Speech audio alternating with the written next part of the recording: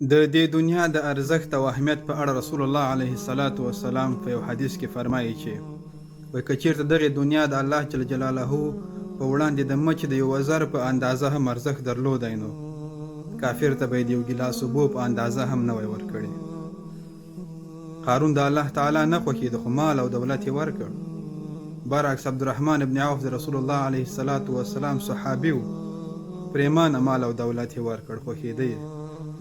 فرعون هغه چا چې د خدایي دعوا یې کوله ویل به یې چې انا ربکم الاعلی، زه ستاسو تر ټولو لوی رب یم. د الله تعالی نه خوښېده خو مال او دولت یې هر څه پریمانه ورکړل.